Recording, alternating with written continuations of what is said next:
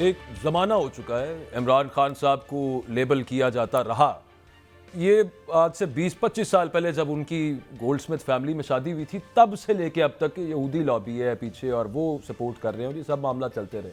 यहूदी एजेंट का लक़ब दिया गया यहाँ पे। पिछले 2-1 हफ्ते पहले एक इजरायली अखबार में एक ब्लॉग आया था, इस दफ़ा एक ओपिनियन पीस है। वो हैरी रिचर साहब हैं जिन्होंने ये ओपिनियन पीस लिखा है और वो उसके एंड पे ना उनका जो अपना तारुफ है वो वहाँ पे वो लिखते हैं कि ये जो राइटर है जिसने ये ओपिनियन लिखा है, ये एक कॉलम कह लें आप उसको, ये फॉरेन पॉलिसी एनालिस्ट है और he served as a senior Aidan economic adviser to a member of UK parliament. यानी यूके पार्लियामेंट का एक कोई मेंबर है कि उसको फॉरेन पॉलिसी पे उसके इकोनॉमिक एडवाइजर रहे हैं ये जो हैरी रिचर साहब हैं। खैर उसमें वो लिख क्या रहे हैं, वो कह ये रहे हैं कि इमरान खान ने चूंकि कहा था कि I will forge my own foreign policy, मैं खुद अपनी एक न्यूट्रल फॉरेन पॉलिसी बनाऊंगा, अमेरिका के उसमें नहीं आऊंगा, तो लिहाजा ये हो सकता है कि इजराइल के मामले के ऊपर भी वो कुछ ऐसा स्टैंड ले लेते। टीवी पे क्या चल रहा है वो तो आपने सारा देखा ही है, लेकिन इतने अरसे से शहजाद भट्ट साहब अगर लोगों ने ये यहूदी लॉबी और यहूदी एजेंट मानना होता तो ये जलसे होते, ये मामलात होते इस तरह से। अभी तक अवाम मान ना जाते। ये यार बाजवा साहब आप ठीक कह रहे हैं, यही तो मैं पहले डार साहब से भी लड़ाई कर रहा था और आपसे भी प्रोग्राम से पहले भी कर रहा था कि अवाम जो है वो कैदी नंबर 804 के साथ मैदान में आने के लिए तैयार है। अब बैरिस्टर सैफ कहते हैं कि हमें इसकी वजाहत की जरूरत नहीं है। और भाई अगर कोई चीज चाहिए है, अच्छी है, पॉजिटिव है, नेगेटिव है, जो भी है, बैरिस्टर साहब को या किसी रहनुमा को आकर उसका डिफेंड करना चाहिए। क़यादत को जाके जो जलसा गाह में अवाम है उसको सिस्टम में लाना चाहिए।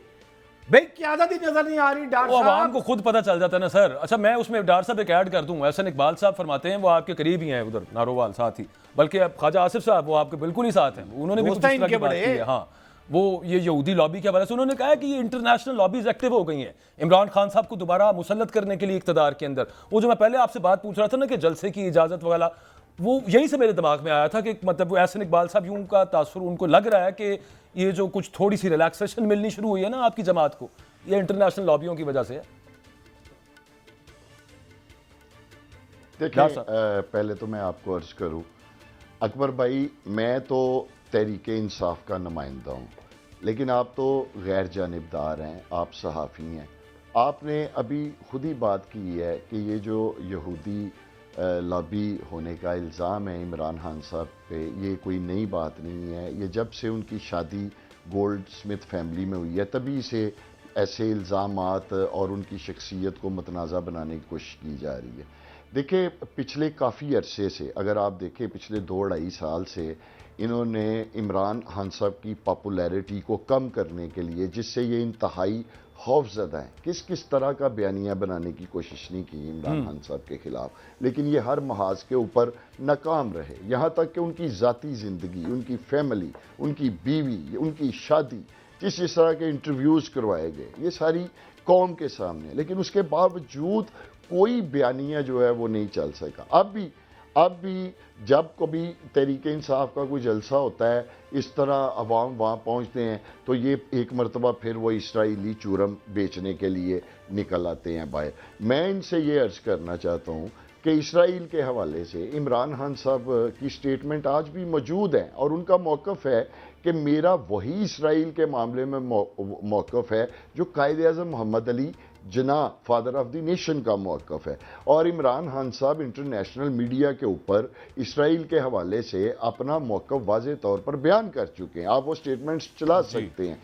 और आज किसी दोस्त ने बड़ी मज़े की बात की, उसने कहा कि शहबाज शरीफ साहब जो अभी खुद इस वक्त अमेरिका में मौजूद हैं, वो अमेरिकी असम्बली के अंदर खड़े होकर क्यों नहीं कह देते कि जी हम इसराइल मुखालिफ हैं और इमरान खान जो है वो इसराइल के हक में है, या वहाँ मीडिया में आकर ये बात कर दें। अभी आप बात कर रहे थे ख्वाजा आसिफ की, आपको याद होगा कि जब ख्वाजा आसिफ एज ए वज़ीर ख़ारजा अमेरिका गए तो वहाँ मुख्तलिफ इंटरव्यूज़ में उन्होंने इमरान खान साहब के बारे में ये इल्ज़ामात लगाए कि इमरान खान जो है वो तो एक बड़ा बुनियाद प्रस्त किस्म का मुसलमान है। जब ये वहाँ होते हैं बाहर तो इमरान खान पे ये इल्ज़ाम लगाते हैं कि वो एक बुनियाद प्रस्त मुसलमान है। अभी देख लें आप, ऑक्सफोर्ड यूनिवर्सिटी में जब वो इंतखाब लड़ने जा रहे हैं तो किस किस तरह के इल्ज़ामात उन पे लगाए गए हैं। जब पाकिस्तान में होते हैं तो इमरान खान साहब की पॉपुलैरिटी को कम करने के लिए उन पे ये इल्ज़ाम लगा दिया जाता है कि जी ये तो इसराइल का एजेंट है। लेकिन मैं आपको एक अर्ज करूं, जो अभी बात भट्ट साहब ने की है, भट्ट साहब ने बिल्कुल दुरुस्त कहा है। भट्ट साहब आप बिल्कुल दुरुस्त फरमा रहे हैं। अवाम इस वक्त कोई बात सुनने के लिए तैयार ही नहीं है। इमरान खान साहब का जो नज़रिया है वो इस तरह लोगों के जहनों में पेवस्त हो चुका है कि वो अब बात ही सुनने के लिए तैयार नहीं। और मैं नहीं समझता कि कोई भी बयानिया, वो चाहे इसराइल का हो या कोई और नया मनगढ़ंत बयानिया, वो कोई इमरान खान साहब के खिलाफ ये हुकूमत जो है बयानिया बनाने में कामयाब होगी, इसलिए कि अवाम ही तैयार नहीं है। अवाम के ज़हन ही नहीं मानते, अवाम के दिल ही नहीं मानते।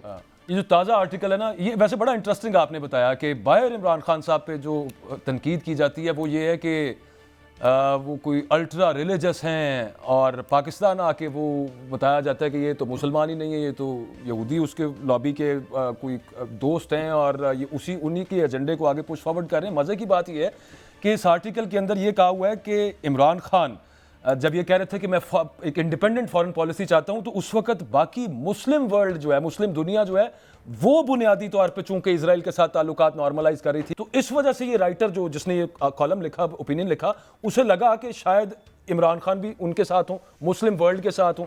तो हमारे यहाँ पे व्हाट्सअप मुस्लिम वर्ल्ड का भी किसी ने जिक्र नहीं किया, वैसे जिक्र जरूर किया इमरान खान के उस हवाले का।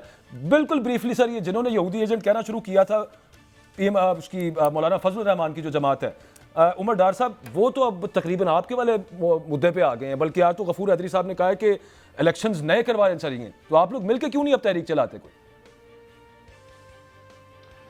देखिए, पहली गुजारिश ये है अकबर भाई कि हम जो मौलाना फजल रहमान साहब के दरवाजे के ऊपर बार बार दस्तक दे रहे हैं, वो दस्तक हम इसलिए दे रहे हैं, ना तो हमको अपनी हुकूमत बनाने के लिए दस्तक दे रहे हैं, उनके दरवाजे पर उनके पास जा रहे हैं, ना अपनी कोई हुकूमत बचाने के लिए उनके पास जा रहे हैं। हमारे पास तो उन्हें देने के लिए भी कुछ नहीं है। चूँकि हम 1 पॉइंट एजेंडे पे एक है, उनकी सोच भी यही है कि इस वक्त जो अदलिया की बालादस्ती है पाकिस्तान में वो कायम होनी चाहिए।